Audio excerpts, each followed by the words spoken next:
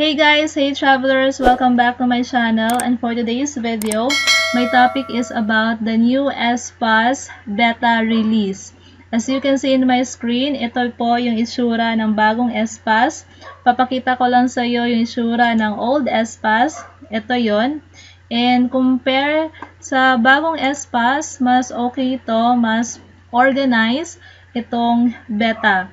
Dito, madali mo lang ma-search yung restriction ng iyong destination LGU. For example, Cagayan de Oro, and click Check Restriction.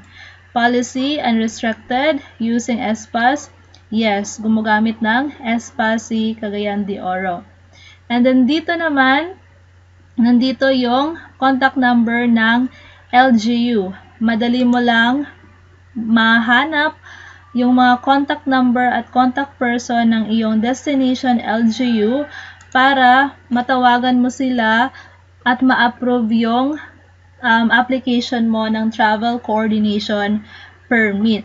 For example, sa Negros Occidental, search ka lang dito ng iyong destination LGU. And then go back sa home and scroll down, LGU travel policy table, restricted, needs TCP, unrestricted, no TCP, need, unrestricted but passing through restricted, need TPP. Okay, tingnan nyo dito yung mga destination LGU ninyo kung ano yung kailangan, TCP ba, TPP ba, or no TCP needed. Okay, and then scroll down. You can watch this YouTube video on how s-pass works. And then, meron ding nakalagay na frequently asked questions. Sa old s-pass, compare sa old s-pass, walang nakalagay dito na facts. Kaya marami yung mga nagtatanong doon sa previous na vlog ko about s-pass. Okay, who validates the travel coordination permit and travel pass-through permit? Nandito yung sagot. The validation of travel permits handled by authorized personnel from the Philippine National Police, PPA, and other personnel assigned by the LGU. Can a traveler use the same travel permit when traveling to another city or municipality? Is the approval of TCP ongoing during weekends? Nandito yung sagot. May mga nagtatanong sa akin kung nag-a-approve ba yung LGU kapag nag-apply on Saturday or Sunday. Kaya, depende yon sa iyong destination LGU kung may mga personnel na nag-work round the clock para ma-review yung mga travel permits application ninyo. Kaya, better to coordinate your destination LGU ahead of time para madaling ma-approve yung mga travel permit ninyo, lalo-lalo na kung kinabukasan ay flight nyo na. And click View More para sa iba pang mga frequently asked questions. Okay? I suggest basahin para alam ninyo kung ano yung sagot sa inyong mga tanong. And then go back to home. Scroll down below. Nandito nakalagay yung contact us. Kung may mga katanungan pa kayo na wala sa frequently asked questions, you can contact your destination LGU. I-click natin yung button kung saan ito dadalhin. Dito siya napupunta sa LGU contact numbers /persons. Then go back to home. Itatry kong mag-login using the old s-pass account ng aking passenger.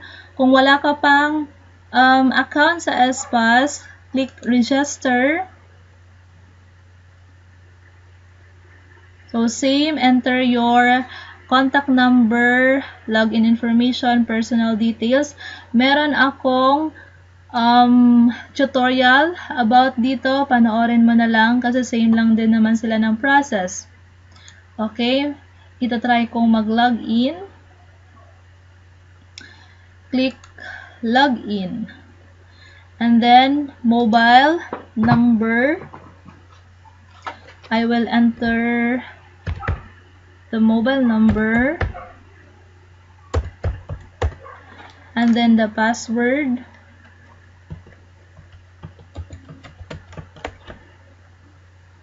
I am not a robot.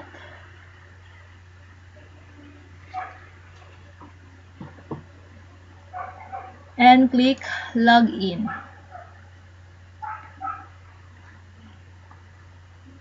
As you can see, yung mga buttons like home, travel permits, my account, nakalagay siya dito sa baba. Dun sa old s-pass kasi ay nasa left side siya. And dito sa home, ito yung unang mag-a-appear. Most recent permit application, are you traveling, apply permit, check restrictions, view travel policy, and contact your LGU. And then dito sa travel permits, nandito yung mga status ng mga application mo kung approved ba. And dito sa my accounts,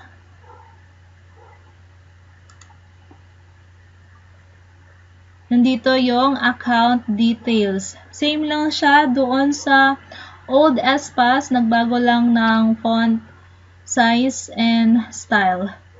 Go back to home. If you want to apply, just scroll down and then click, are you traveling, and then apply permit. Katulad lang din ng dati, are you an APUR? No. Are you an SEQ? Are you an SEQ, MSEQ area? No. What is your current location? For example, Pamigin. And then where are you going? Manila. And you may generate a travel pass-through permit. Click generate travel pass-through permit. Sa travel pass-through permit kasi ma-approve to agad, hindi mo na kailangan i-contact yung destination LGU. Approve na to agad. Same as old lang din, ganun pa rin yung process. Alright? So, ganun lang guys. Nag-iba lang yung mga position ng ibang mga details kung saan nakalagay yung mga buttons, pero nandito lang siya lahat. Okay, so that's all for this video. I hope that you learned something. If you have questions, just comment down below. And don't forget to like and subscribe. Thank you for watching, and bye. Keep safe, everyone.